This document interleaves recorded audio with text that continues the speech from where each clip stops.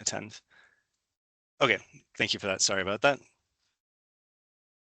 Okay, yeah, so Boulder has a rich photo enforcement program history going back to 1998. It started as a pilot program with one speed van and 4 red light running cameras. I always enjoy seeing the photos of the old vans, just, knowing how cars have changed over time. It's kind of interesting. But our current program is operating with 3 speed vans and 13 red light running cameras and 12 speed on green cameras. The program started, with goals of enhancing our community's travel safety and quality of life as a way to supplement traditional enforcement of traffic violations. And throughout its history, it's been a collaboration between our police department and the department that I'm in, the Transportation and Mobility Department. Here on this slide, and I'll show later, are just some of the examples of the signing that we have in advance of the camera sites. This is a timeline that shows, again, the progression and expansion of automated enforcement within Boulder. And I'll point your eyes to the left side of the slide, and you can see that way back in 1997, the city adopted an ordinance that allowed for automated enforcement to be conducted within the city. In 1998, that's when we started that pilot program.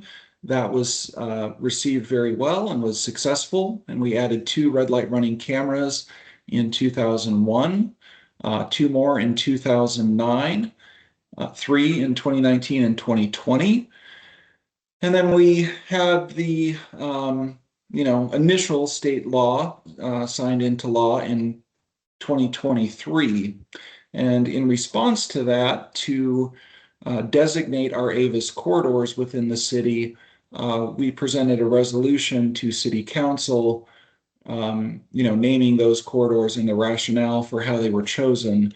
And that was adopted by Council in December of 2023. Then in 2024, we turned on our first speed on green site at Broadway and Pine. And then in 2025, we received approval from CDOT to conduct automated enforcement on the state highways within the city. And we were able to activate 11 more speed on green sites, leveraging our existing red light camera locations. So how did we go about identifying and designating our AVIS corridors? Well, in compliance with state law, we needed to look at things like our complaints of speeding, our speed-related crashes, the actual traffic speeds on the streets. And so looking at all of those things is how we ended up with our resolution designating our AVIS corridors. And we went ahead and included the state highways within our initial resolution to council, not having gotten CDOT approval yet, but wanting them in there, knowing that hopefully we would get that approval later. So that was something that I think saved us time, not having to go back and add them into a separate ordinance to present to our council. I'll note that many of our designated AVIS corridors also align with what we have in Boulder, what we refer to as our core arterial network streets and our high-risk network streets. So many of our AVIS corridors overlap with those 2 categories of streets within Boulder as well. For the CDOT data package, some of you on this call may have gone through this process already with CDOT, but they require a pretty robust data package that includes 3 years of crash data, at least 3 years of citation data, 3 years of citizen complaint data, and a minimum of 1 week of speeding and volume data. And then they require kind of a plan for how you're going to operate and maintain the cameras, and a sort of a sign plan of your proposed signs, and then your plan for publishing the annual report to report on the violation and revenue data for the program. We ended up having to do a pretty extensive data collection effort to meet the CDOT requirements. We collected, again, that more than a week of speed data at over 30 sites along our state highways. And then we prepared a summary of that data similar to what you see on the screen to go along with our application for those corridors.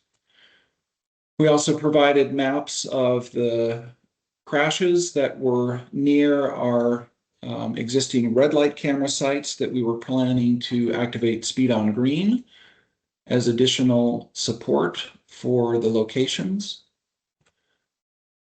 We also had to prepare these signing plans.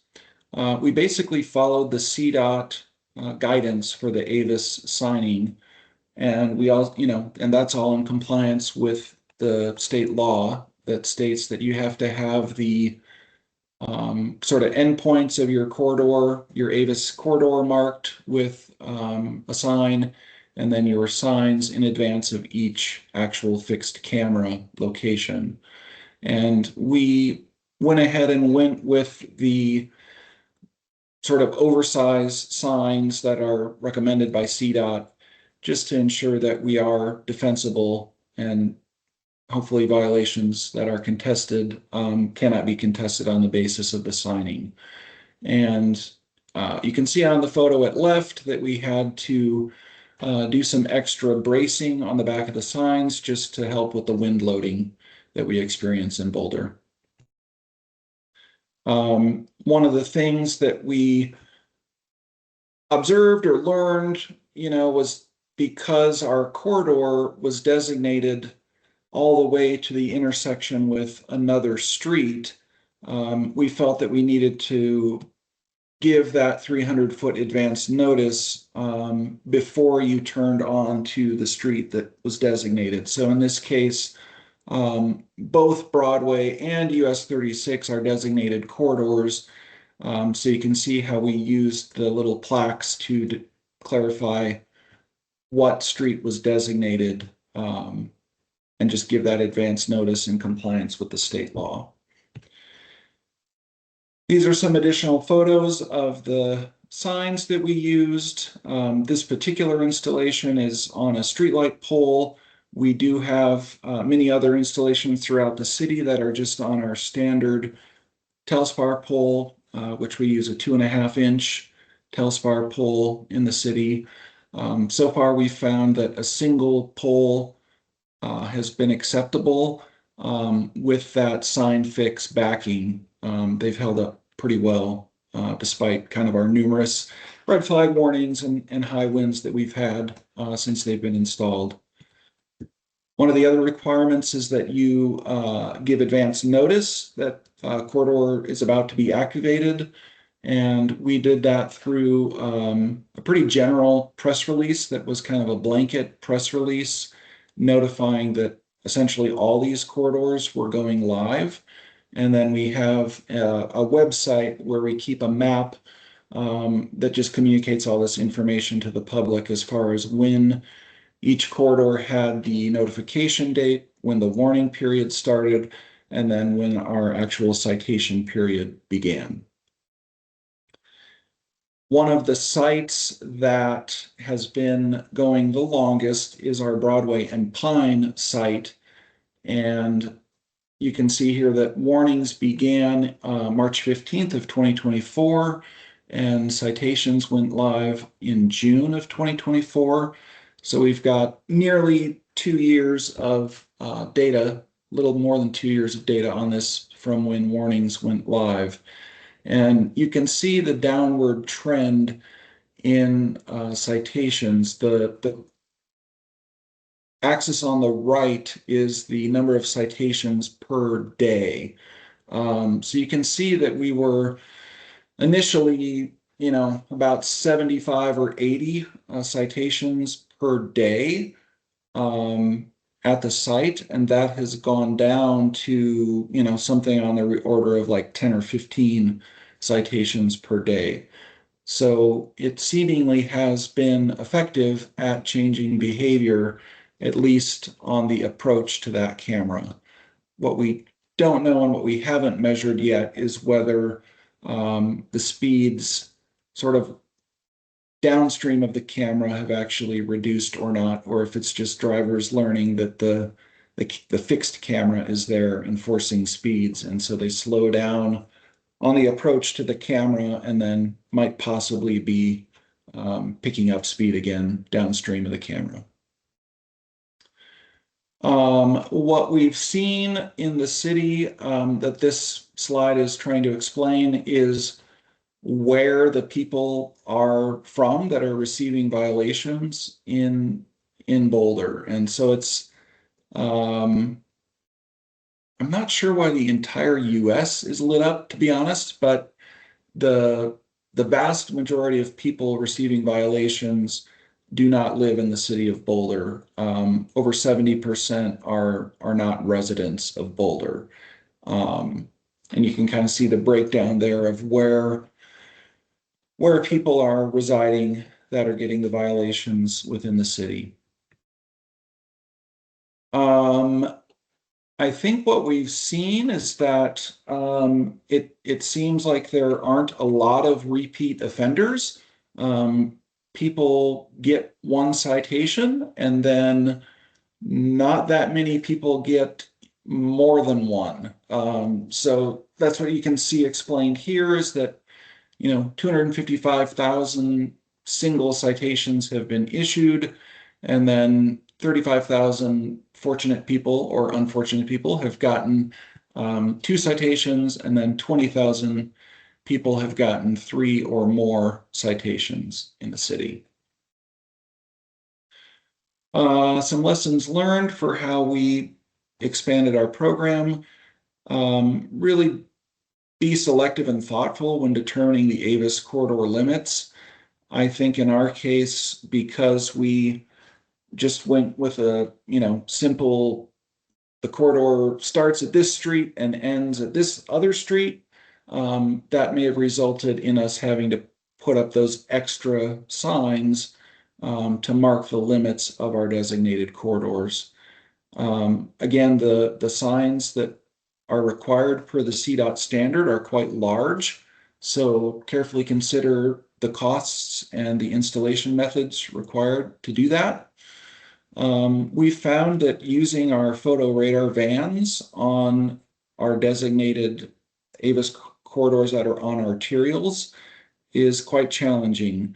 The reason being there's not a good spot for the van to pull off the road and get out of the stream of traffic. So there have been a few roads where we've built a separate concrete pad where the photo van can pull off and conduct enforcement.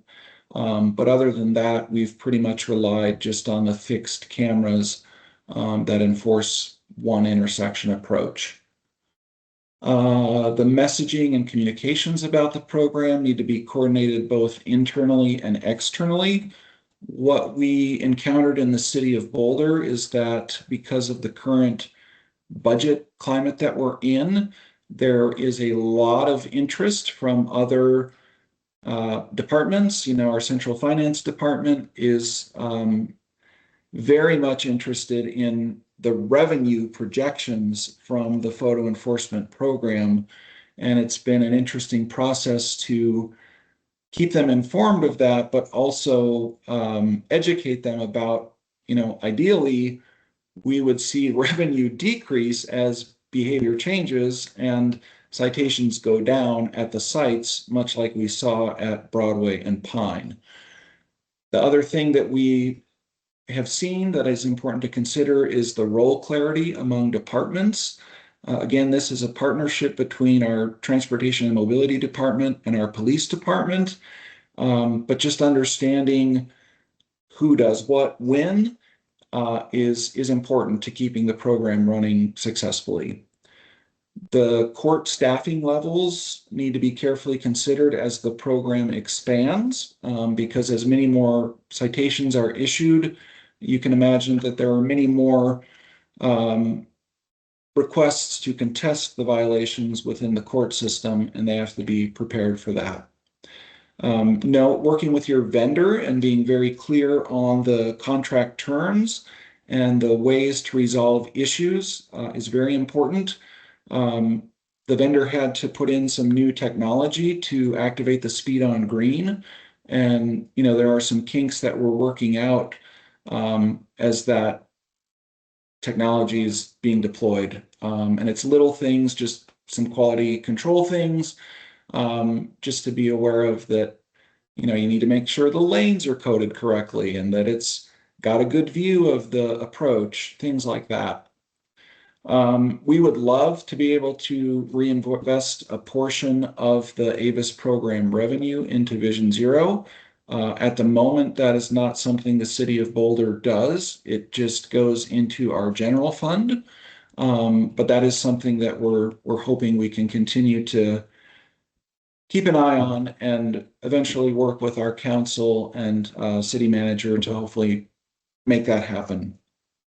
And then this is now maybe a little outdated, although I don't imagine that Avis is fully out of the state legislature despite the most recent bill that passed. But when the most recent bill was in the state legislature being heard, we were working with our city policy advisor to try to provide our feedback and suggested amendments to the bill.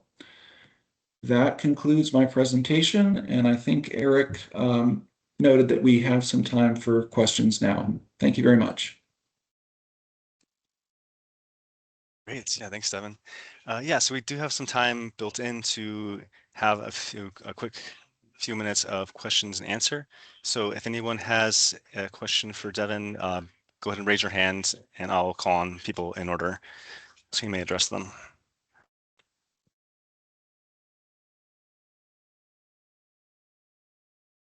Looks like Emily, City of Littleton.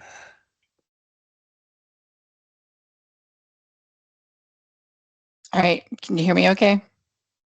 All right. Yes. Good morning. Good to see you, Devin, and thank you for the presentation. This is actually kind of a personal, I guess, question in a way.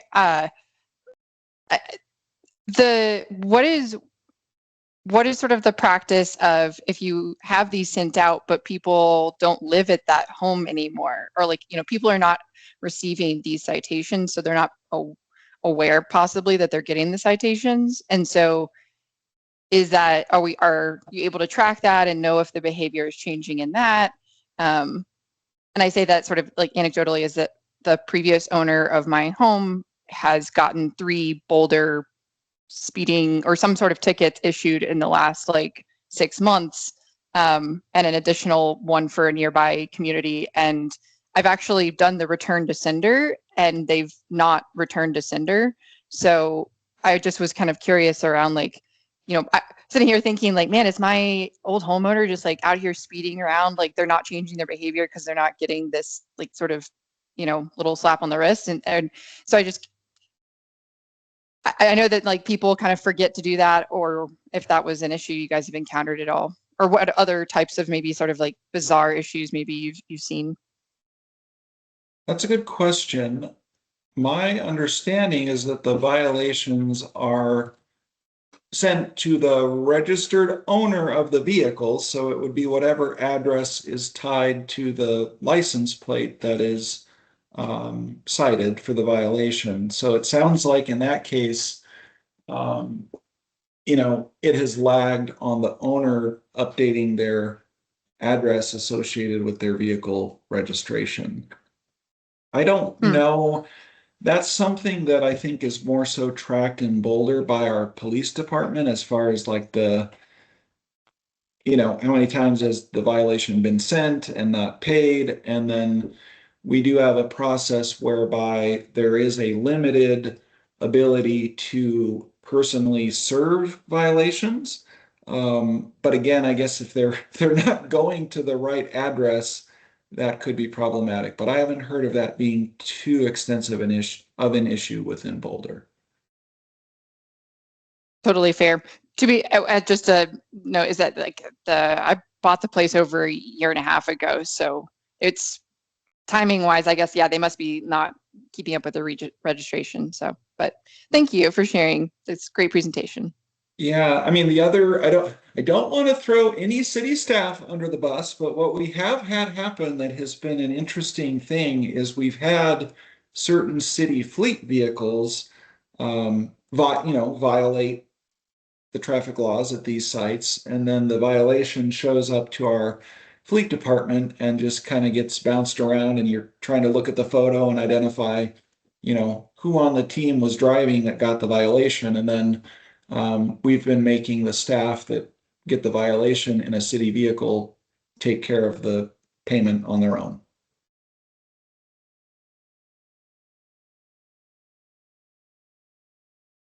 Okay, great. Thanks for that. We have a couple questions in the chat. I'll read them off. First one is from Fafs, City of Inglewood. A string of questions, including how many tickets were there, how much revenue, how do you enforce those tickets for out-of-state drivers, and then do you have to have the registered owner of the vehicle in the photo? Yeah, I'd have to pull up our our data to know exactly how many tickets we've issued. It is quite a high number. I mean, these fixed sites, you can imagine that the Broadway Pine example I showed is one site, and it, went from like 80 or 90 a day down to 10 or 15 a day. But that site alone is, 300 or so tickets a month.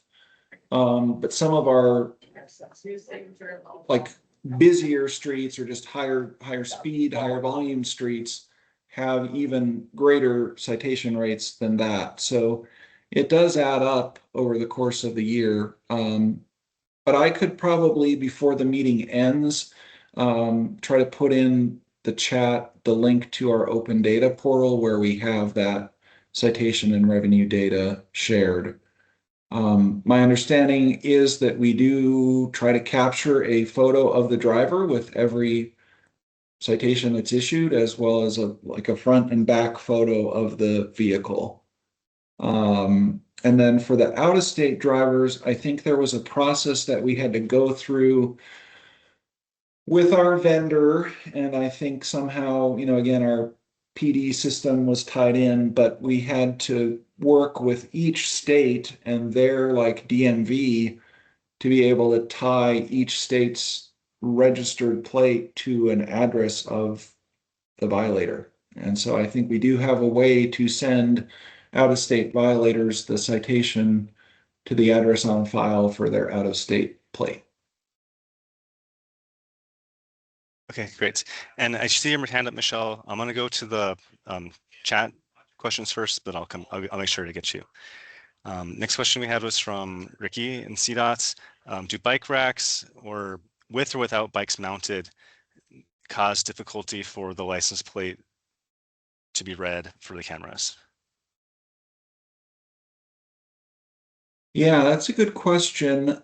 I think in that case, the system would most likely just rely on the image of the front plate if there was a front plate on the vehicle, if the rear plate was obscured in some way. But that is one that I would need to ask our PD on to know for sure how many violations they might be seeing that have an obscured rear plate that either means the violation just can't be issued, or what other means we have for trying to read the plate if the camera can't read it. Okay, great. Next comment we had was from Caroline Michael. There have been a lot of comments from community members in Longmont about the use of roadway cameras and AI tracking. Has Boulder dealt with this so far? I don't think we've necessarily dealt with it directly, but there has been some messaging the city's issued in terms of the trying to clarify, I think, that the Avis sites and the fixed speed cameras are just that. And then the like flock cameras are used for other purposes. Okay, great. Steph had a comment or question. Can you elaborate on what activate the speed on green means and how is that done? Sure. So it's a terminology that I guess our vendor uses. And so speed on green means that the camera is measuring the speed of approaching vehicles as they're approaching on a green light. And that required, in our case, some new cameras to be installed that had better, I think, better radar functionality built into them. Okay. And I think the way these came in, Michelle, I'll turn the floor over to you for your question. Oh, thanks, Eric. And I don't know if you have this information, Devin, but do you know how many total staff you all have devoted to this or partial staff? And do you know what your annual cost is? Yeah. So in terms of staff from transportation and mobility, it's maybe like a quarter of an FTE that, that assists with reviewing the data, the quality, control of the sites, things like that. And then our PD program has a photo enforcement program supervisor. And then I believe there are something like 6 or 8 photo enforcement officers that are the people that staff our photo radar vans. And then I am not sure on the court side, what, if any, staff they're like dedicating to photo enforcement, but I know they had to add some staff on the municipal court side to accommodate our expansion of the program. Okay. And do you know what what your vendor costs are? I would need to check that. They charge us a monthly fee for both the red light enforcement and the speed on green enforcement for each site that is active. And then there's I think like a $2 per citation fee that is charged. Okay, last question. Have you guys done any kind of safety, like cost benefit analysis on them, showing like the reduction in speeding and the reduction in crashes? What you saved, like, We have not done injury? a Okay, comprehensive program like before after assessment. okay, thank you. You're welcome. All right, great. So we have two last questions, and then I'll turn it over to Sydney County, Denver. But we have a question in the chat from Stephen in Arapahoe County. He starts by saying, I appreciate you sharing the data showing that the number of citations for speeding has decreased with time. Do you have any data about how the number or severity of crashes has changed at locations where you have installed the speed cameras? Not yet, as far as it goes related to the speed enforcement. We have done, it's a little dated now, it's done about 5 years ago, but we did a pretty thorough look at the effectiveness of our red light enforcement. And that has resulted in like a nearly 80% reduction in red light running crashes at the sites where we've installed them. Awesome. And then last question is from Catherine, DRCOG. Do you want to just read off your question? Sure.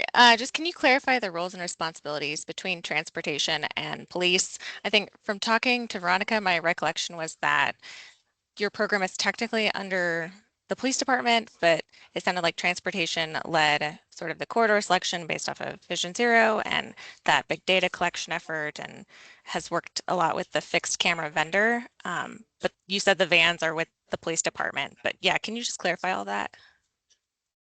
That is all correct. So I would say, yes, our PD is really like the owner of the program in terms of they have the staff that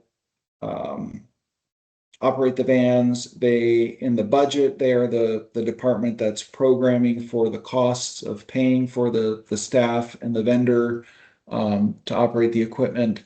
And then my team and I are kind of the technical advisors, if you will, as far as interpreting the data and understanding the effectiveness of the program, where future sites might be,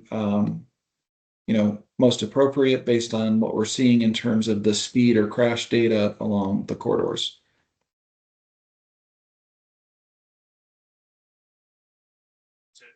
All right, it's great. Thank you for all the questions. Thank you for the answers, Devin. Appreciate all the interest in the topic. If you're willing to share your email out in the chat, I think that might be useful for folks to have if they have any follow-ups. But again, thank you so much for joining us and sharing that presentation. Next, I would like to invite Sydney County of Denver to share their experience. We are joined today with Ted Porras from the Denver Police Department and Rolf Eisinger of Department of Transportation and Infrastructure.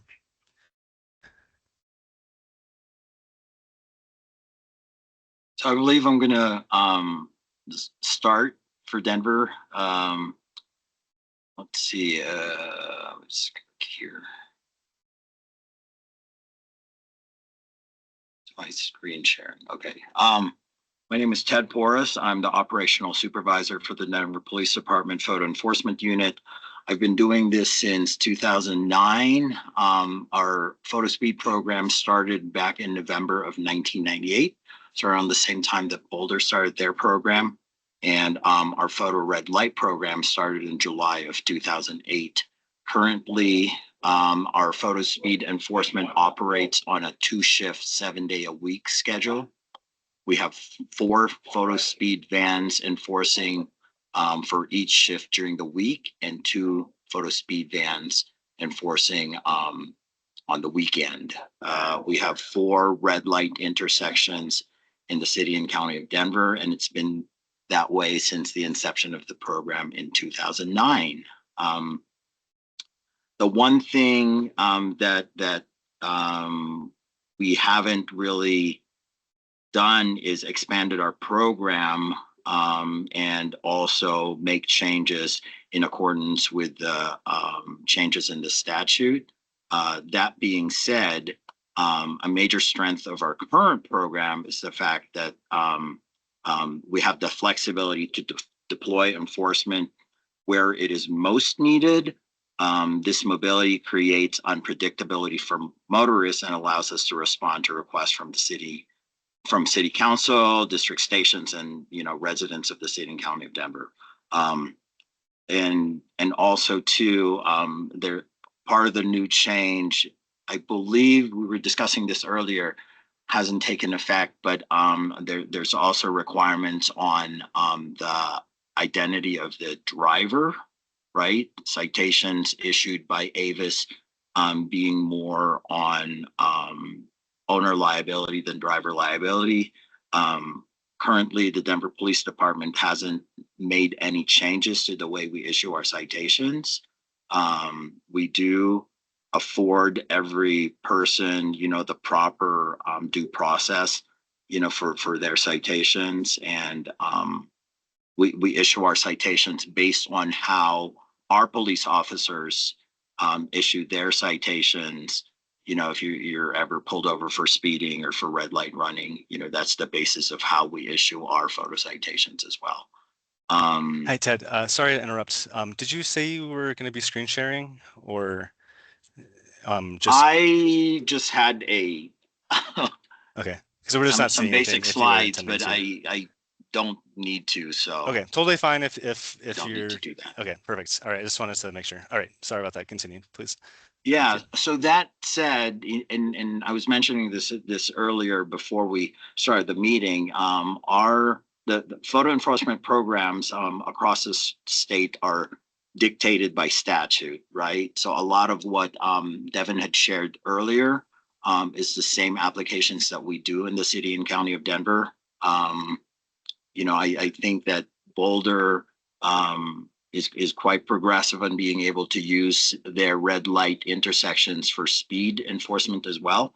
But like I said, with city council, we've had challenges with city council in Denver where expansion of our photo program, has been delayed, and we use photo enforcement as one of the tools in our toolbox to address, the big traffic problems that we have here. I believe Rolf with Dottie is going to be talking about what an expansion is going to look like for Denver. And with that, Rolf, go ahead. And then if you guys have questions for me specifically, we'll address that after Rolf does his presentation. Thank you.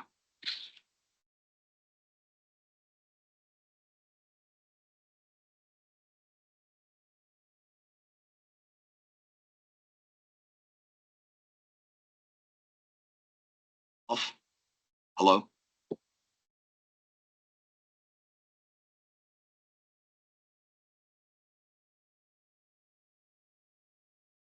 We might have lost him. I don't see him on my participant list here. But I do know like Eric Stein or John Johnson, are either you familiar with the program? Can you speak to anything while maybe we see if Rolf is able to rejoin?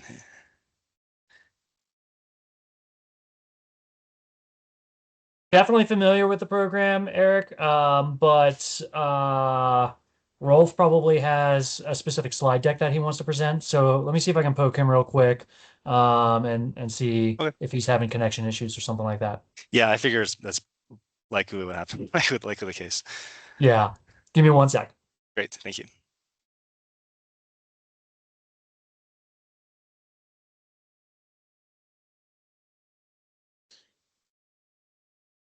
Maybe in the meantime, if anybody did have questions for Ted, we could use this time to do that if we Sure, want. exactly. Yeah. I'll take questions.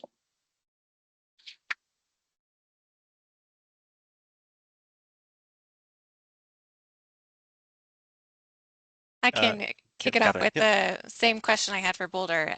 If you could talk about the roles and responsibilities between transportation and DPD, and how you guys work together on this program currently. So the enforcement piece is, definitely PD. So we, like Devin earlier used, we currently own the program.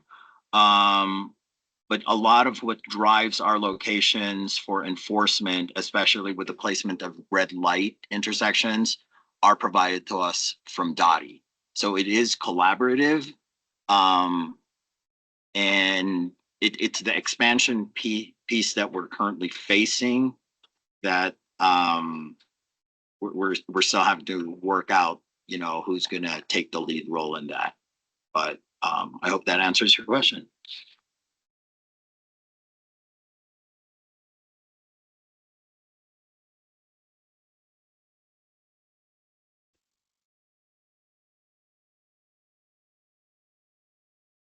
Right. Any other questions for Ted? Points. Oh, I see. Okay, I see Rolf in, but I also see a question from Director Pagliari. What type of results and metrics are you using to track speeding at intersections and other high traffic areas so you can measure impacts of enforcement?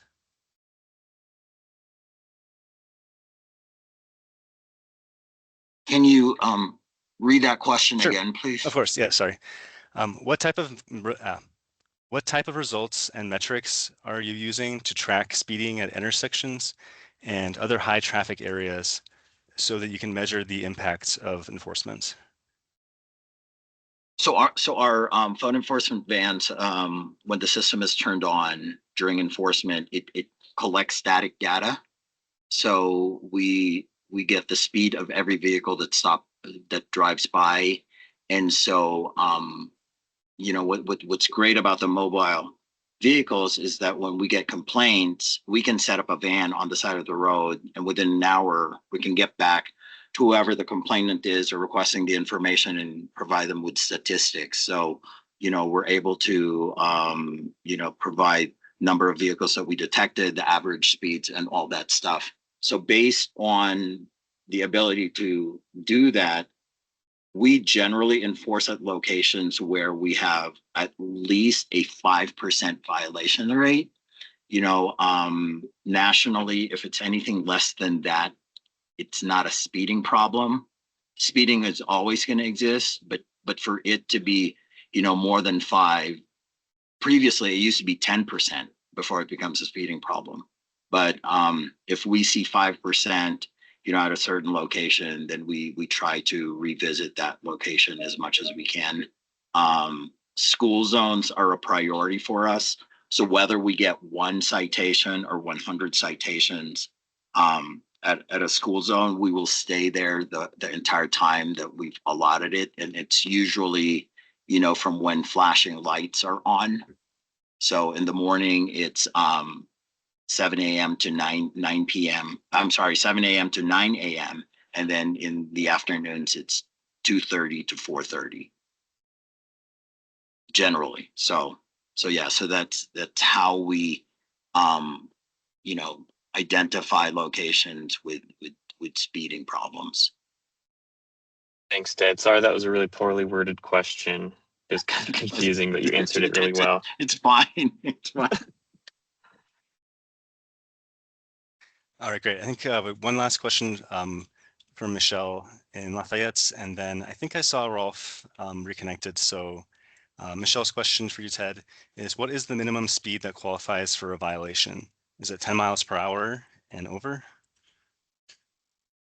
So if you're asking rule of law, it's 1 over the speed limit, right? That's why we have a speed limit.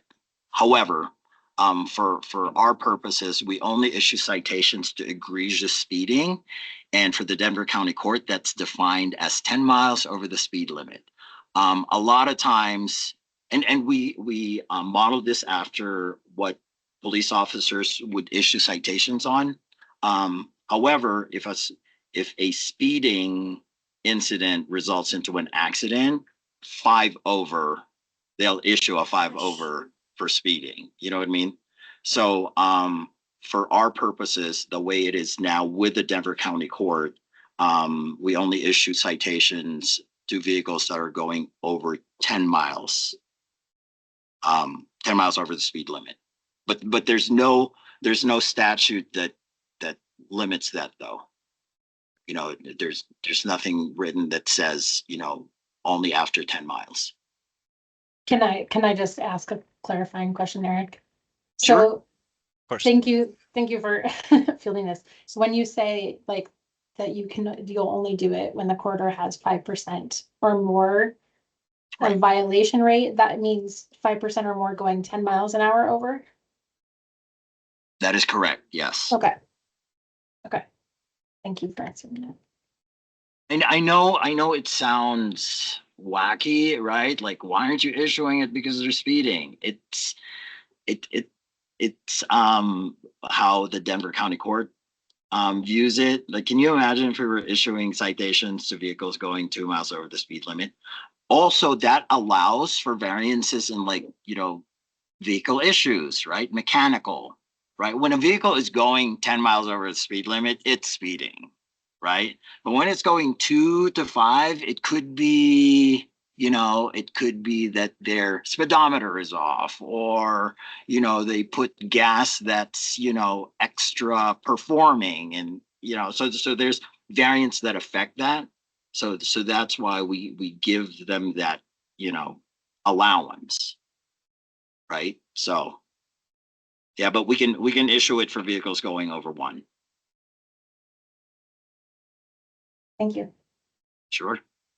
Okay, thank you, Michelle, for the question. Thank you, Ted. Rolf, are you reconnected? Are you able to Yes. join us? Hi. Perfect. All Sorry, right, I will everybody. no worries. I'll turn it over to you. Sure. Yeah, let me get this fired up here.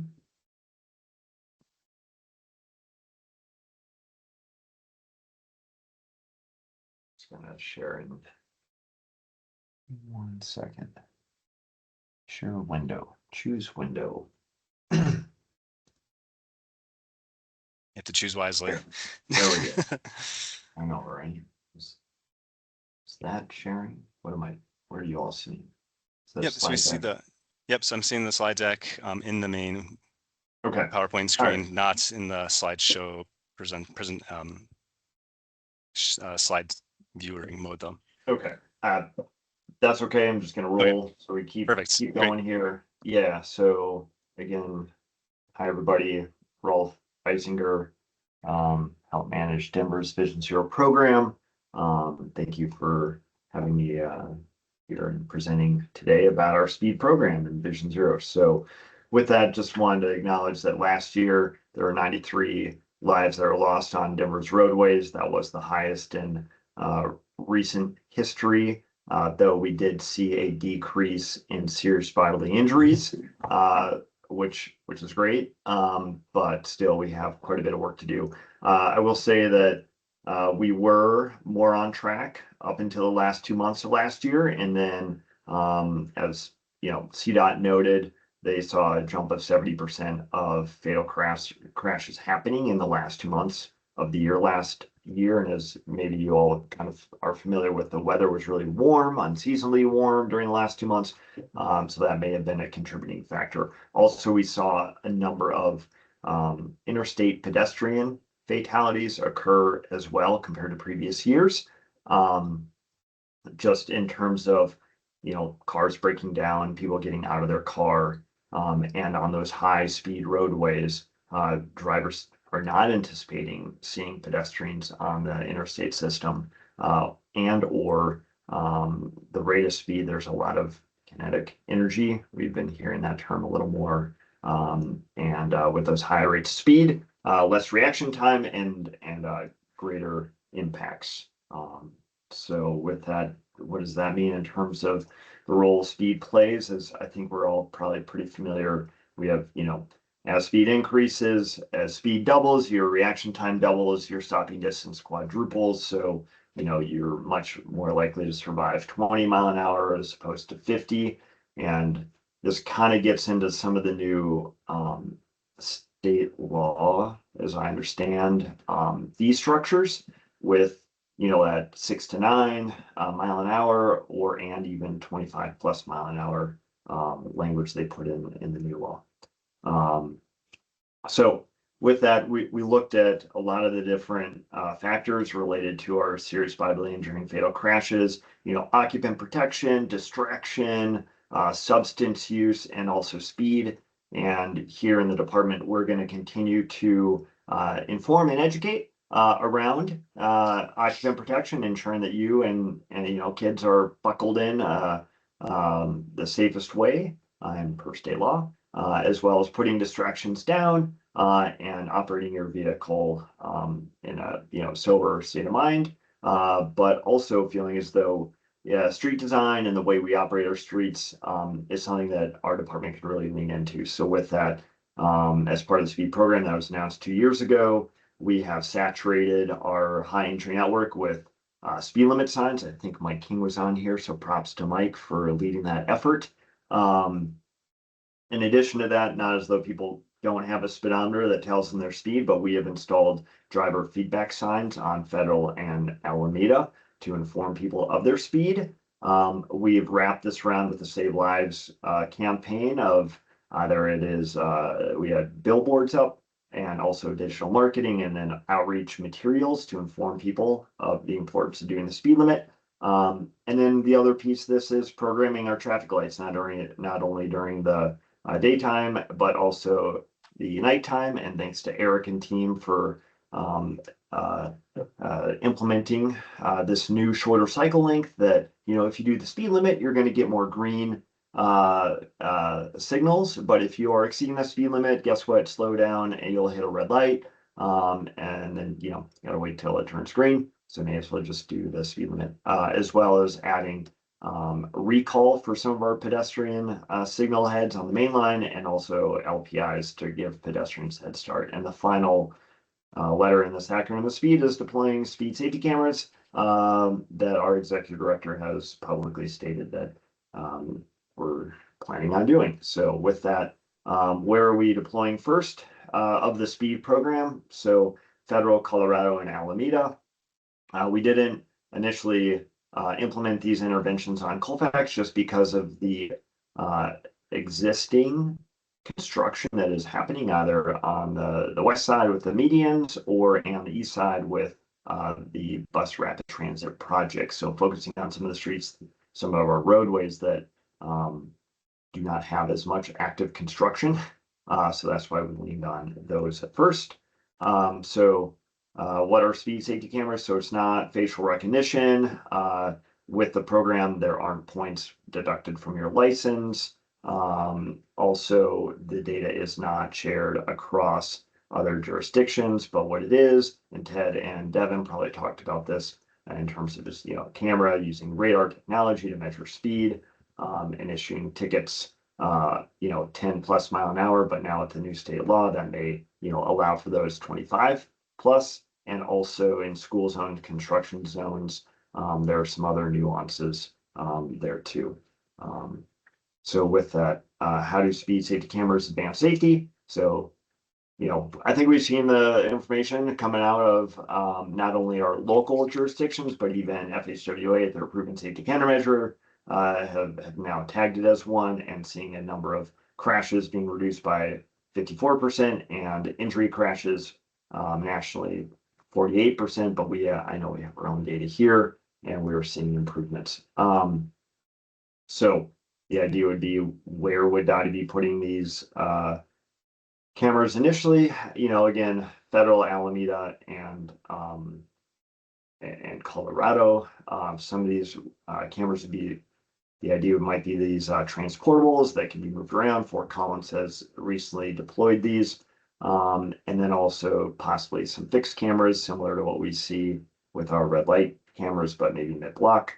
And what influences the placement? We looked at a number of different factors, including crashes and speed data, especially excessive speeding, 10 or more mile an hour over the posted speed limit. We've looked at roadway geometry, topography, as to not to necessarily place a camera at the bottom of a hill, areas with high pedestrian and bicycle activity and transit ridership. Are we within the school zone? And then other characteristics of the neighborhoods, and local and regional trips, figuring out, who's using the roadway as best as possible with some proxy data. Working with our Office of Social Equity and Inclusion office, identifying that, before putting cameras in some of our most vulnerable neighborhoods, for their guidance, starting with them outside and better understanding if there are any unintended consequences of the cameras. So again, focusing on maybe North Federal and East Alameda before focusing on the southwest part, where these roadways both intersect. Recommendations we heard from our partners, including community, and then also how has community shaped the proposed program. So one idea in terms of a mitigation would be having folks who received a notice of violation be eligible for a affordability program similar to our sidewalk program, and also our WasteWise program, where they may be eligible for up to like a 50% reduction off their fee. And also hearing about a potential extended warning period. So yes, per state law, the first 30 days of when a camera is installed, warnings are issued, but maybe extending that for another 5 months for a first warning, maybe something to consider as well. Also partnering with an external evaluator was something that was brought up, and what that may mean in terms of transparency and our evaluation of the program. But with that, I wanted to provide time for questions and if there are any other presenters. So thank you. All right, excellent. Thank you, Rolf. Yes, open the floor to questions. I see one hand raised. I'll start. Director Pagliari. Thanks. And please just call me Brett in informal settings. Thanks, John, for that presentation. I love that speed. Their goal is to reduce traffic deaths. And given that we're seeing an increase in pedestrian fatalities across Denver, and given the speed framework you just explained in great detail to us, it looks like the most effective way to reduce pedestrian fatalities is to reduce speed limits, therefore reducing vehicle speeds overall. Why are we not lowering the speed limits on those two corridors, like on Federal? And are any of the mitigations like signs, feedback signs, and speed cameras even half as effective as just simply lowering the speed limit to like 30 miles an hour? If your own framework says that that's the best way to save lives? Thank you.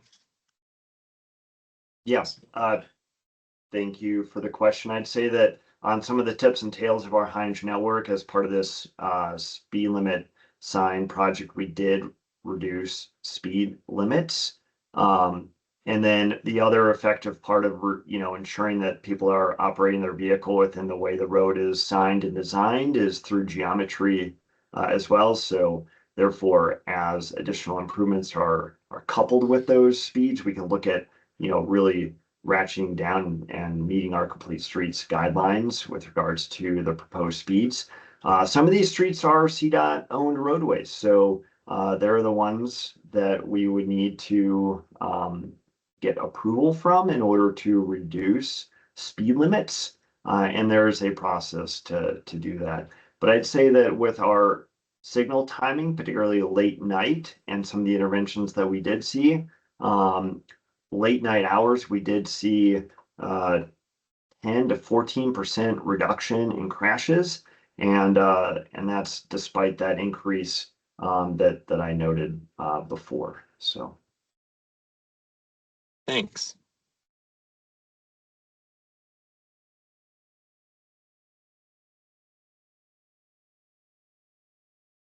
All right. Do we have any more questions for Rolf from the group?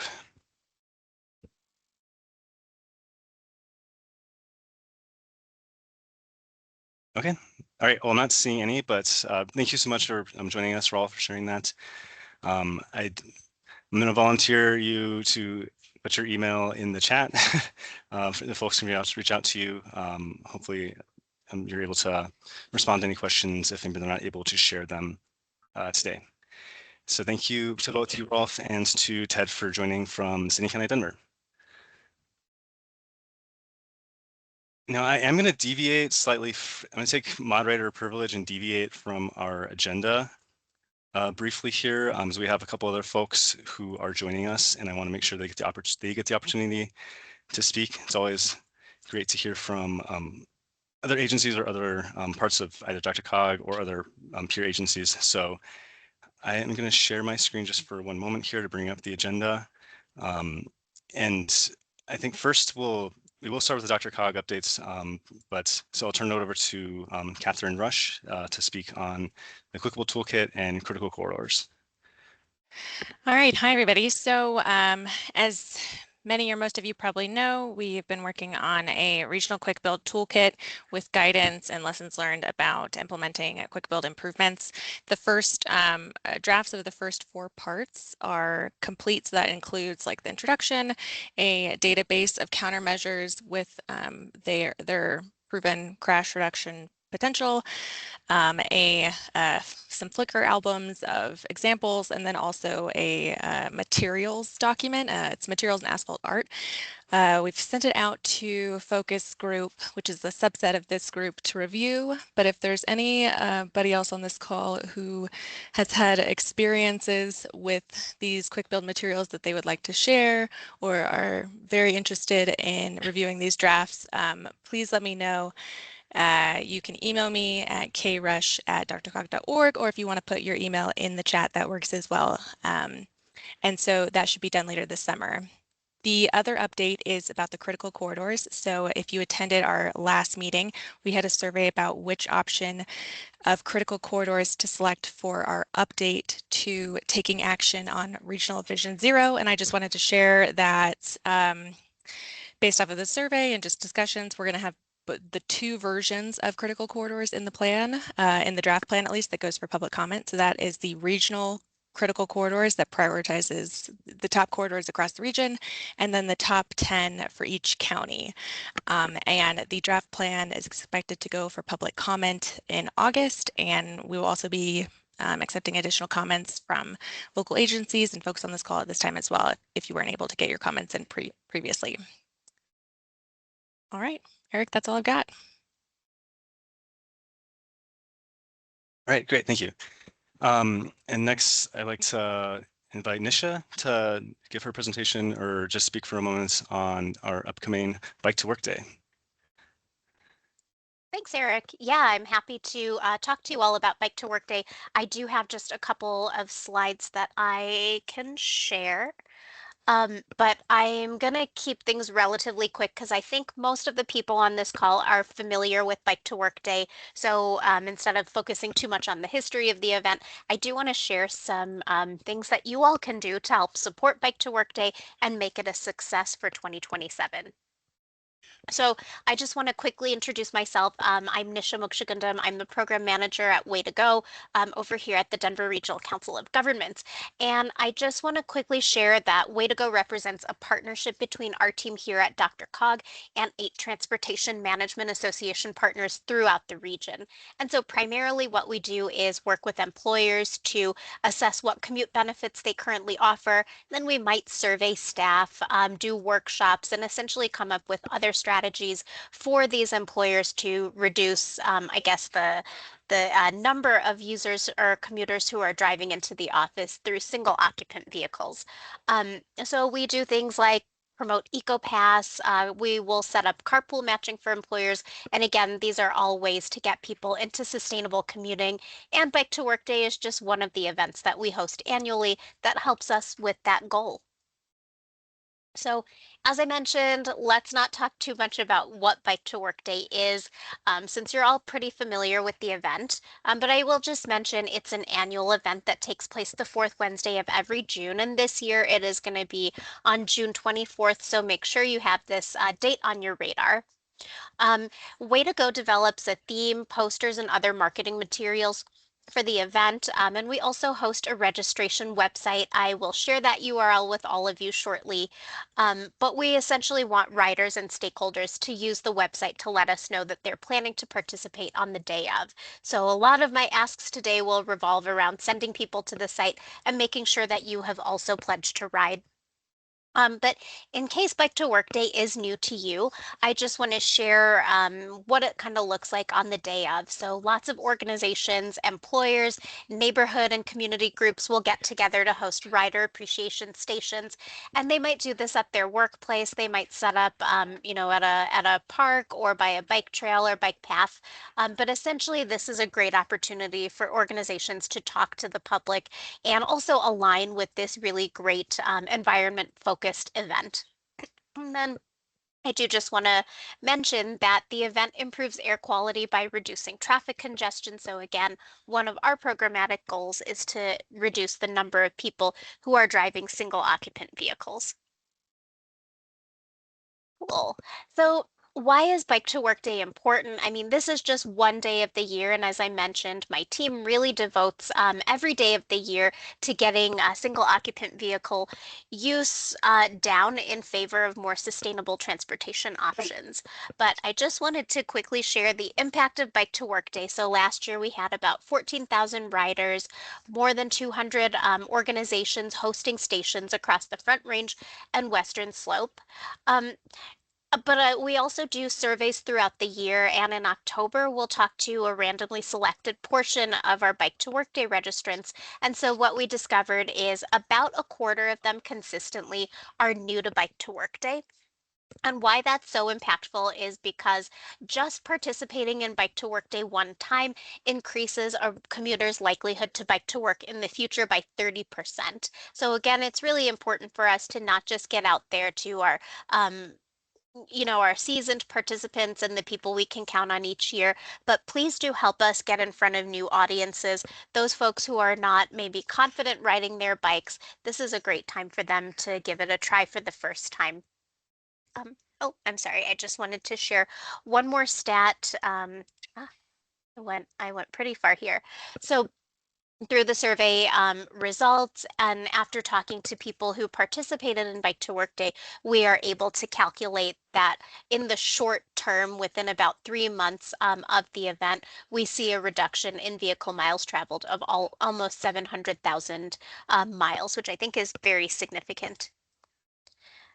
Cool. So while communicating the impact of Bike to Work Day on the environment, on air quality and traffic congestion is a great way to get support for the event, we also realize that prizes are an even better motivator.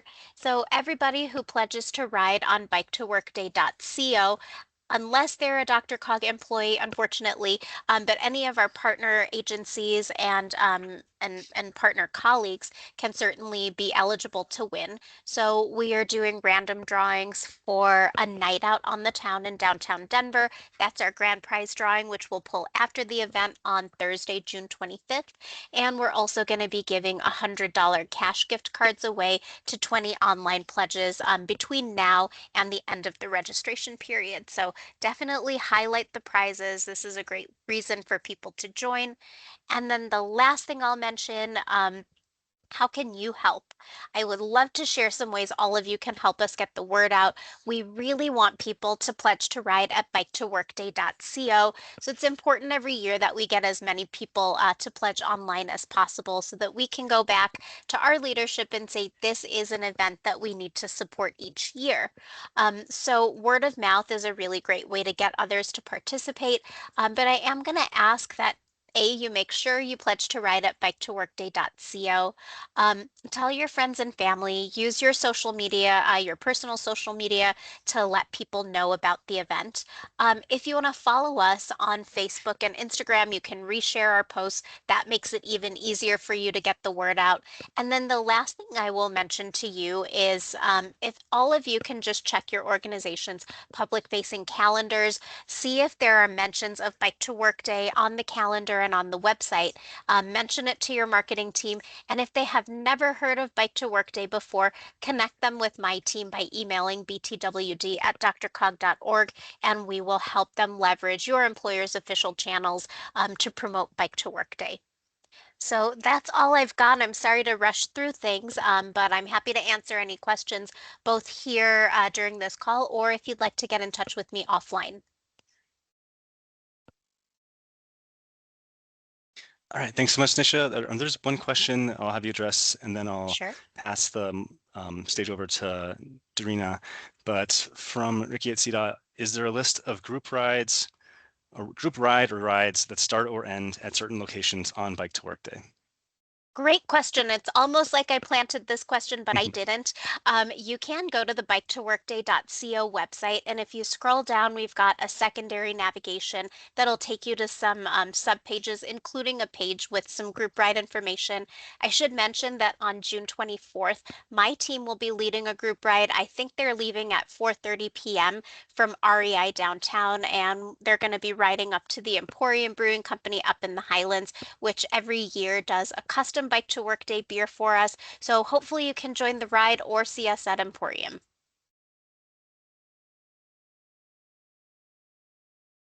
All right, perfect. Thanks so much. Thank you. And I will see you there. All right. Next, I'd like to invite Drina Hirschler of the Colorado Department of Public Health and Environment. Thanks, Eric. Hi, everybody. I just wanted to talk about an upcoming opportunity. So CDPHE, in partnership with Safe Routes Partnership and CDOT, is hosting a Safe Routes to Everyday Destinations Learning cohort. This is a virtual training series. There'll be 4 sessions.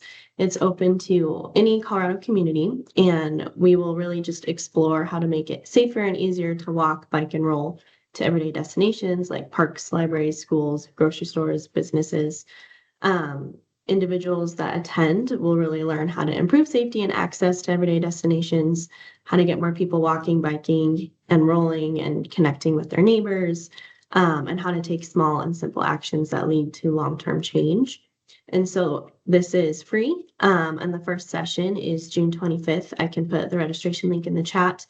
Those who attend all 4 sessions are also eligible for funding for a temporary demonstration project to try out some concept for safe routes to everyday destinations in their community. So I'll put the registration link in the chat in my email. And if you have any questions, happy to answer now, or you can also reach out to me as well. All right, perfect. Any questions for Drina?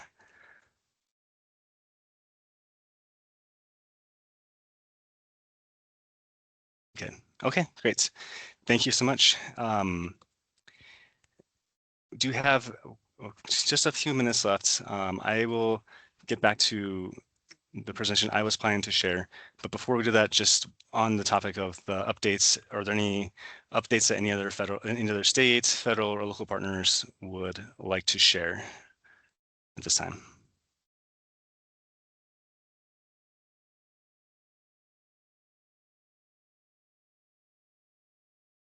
Okay, all right. And I almost got out of not having to finish my presentation.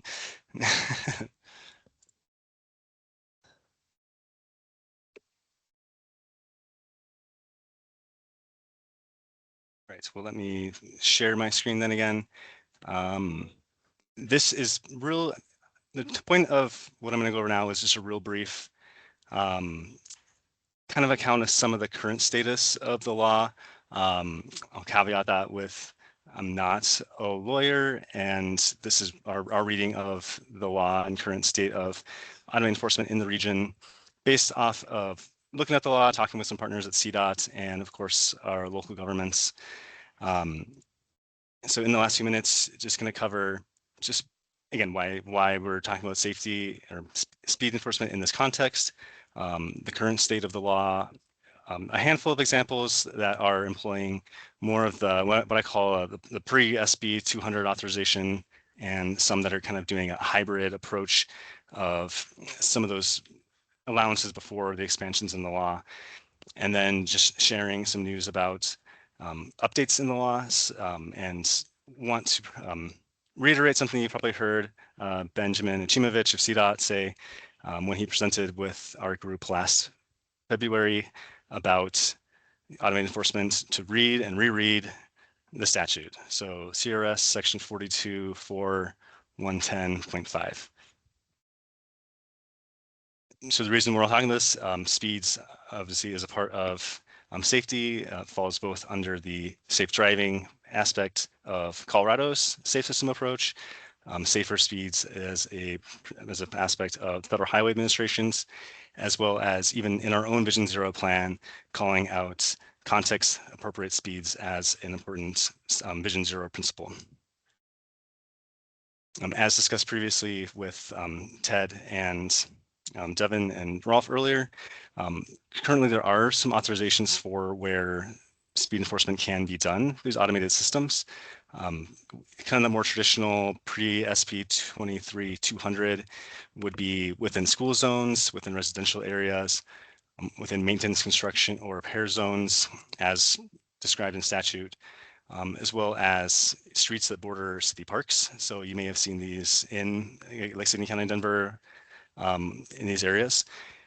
In the last few years, there have been expansions in law that can allow these systems to be deployed on the state highways, and in which case local governments would need to coordinate with the Colorado Department of Transportation and the Colorado State Patrol.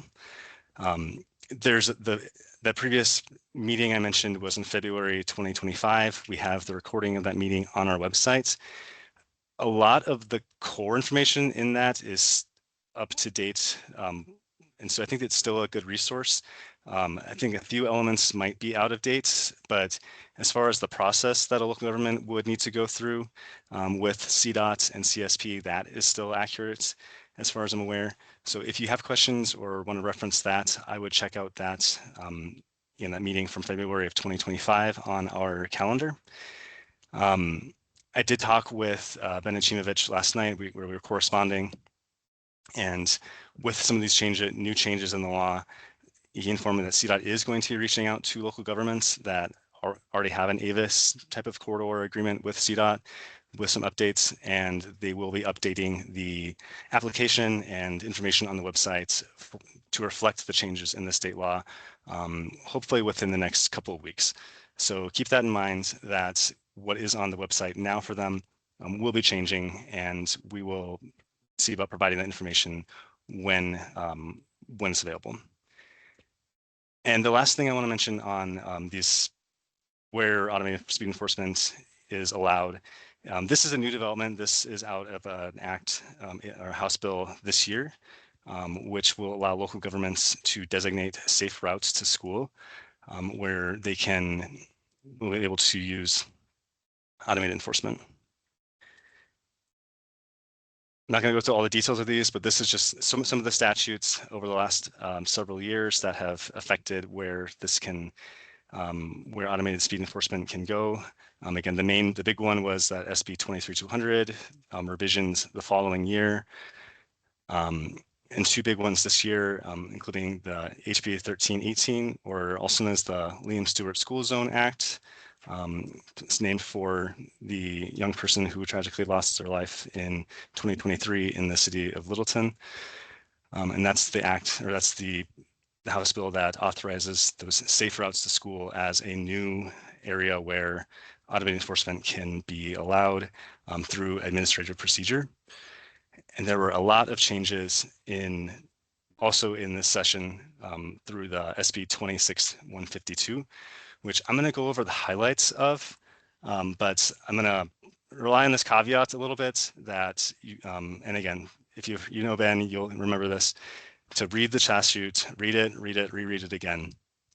Some of the big changes kind of relates to the public notice that needs to go out for when the system is deployed. Previously it was just on the website, but now it's through the statute to go through social media accounts as well.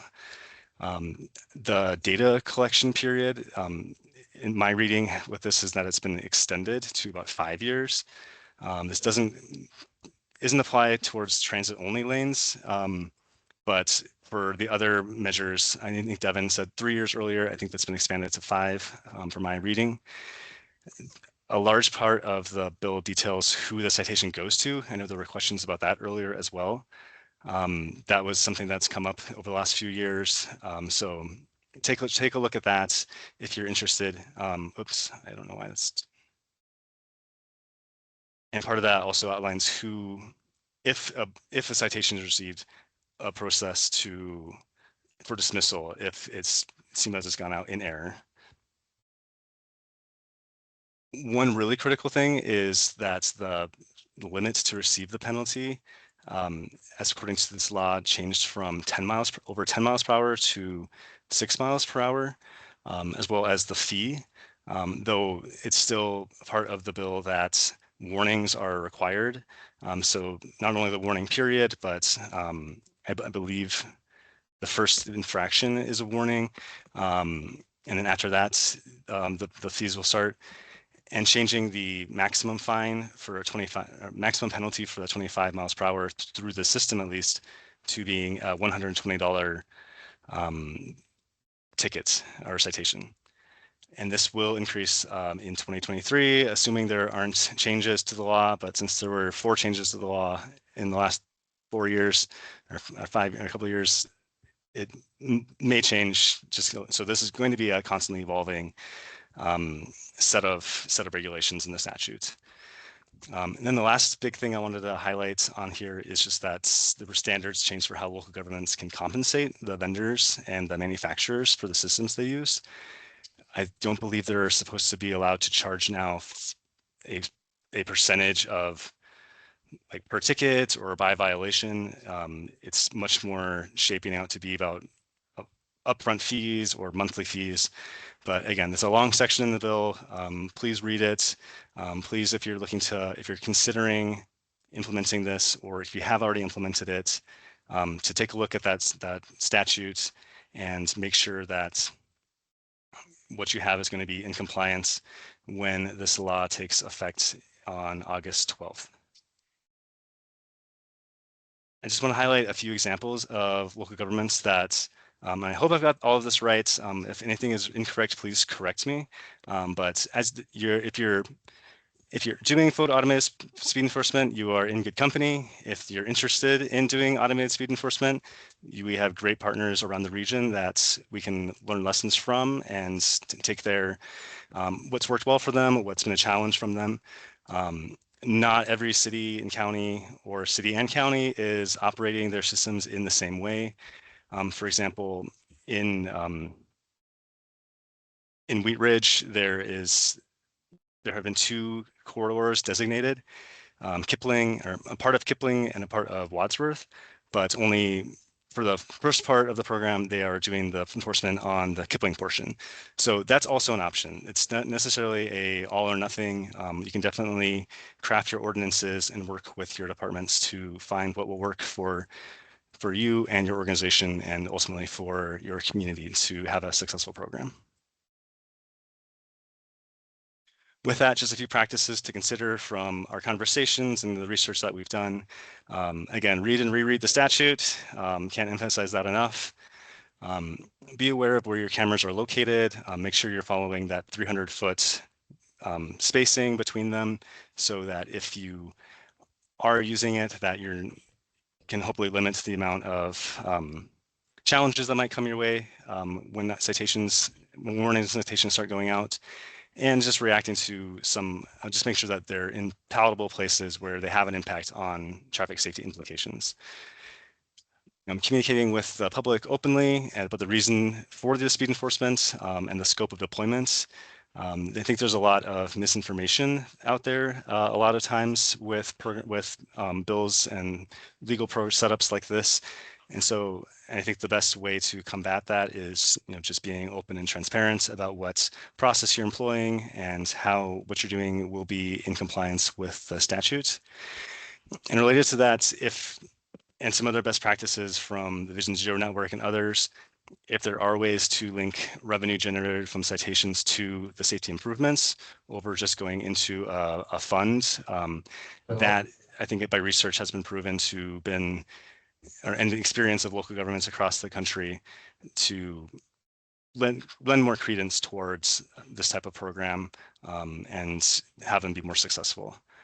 So that concludes what I had to present on. I know we're a few minutes over. I really appreciate everyone who is here. The one question I would want to ask before folks start dropping off, if they can stay, is just if your government is doing enforcement or in the process of setting up a program, if you could share maybe what you can recommend. Of course, we heard from Boulder and Denver already today, but there's several other local governments still with us. So with that, I would just open the floor for a few minutes, and then I will let you all go. But if there's anyone who has any advice that they can offer from their experience, I think that would be useful for the working group.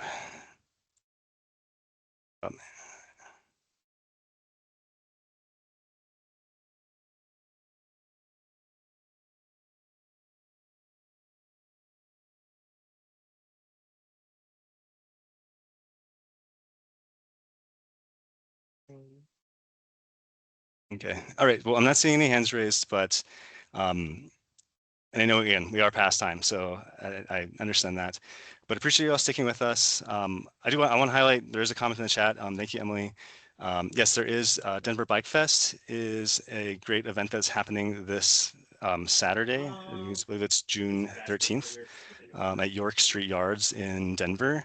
So please check that out. There will be folks from our Way to Go team there. So if you want to chat more about Bike to Work Day or about anything related to that, please find them there. And I will hope to see you there as well and at our next meeting. So thank you all so much for your attention and for participating in the conversation earlier. Thanks, everybody. Bye. Thank you.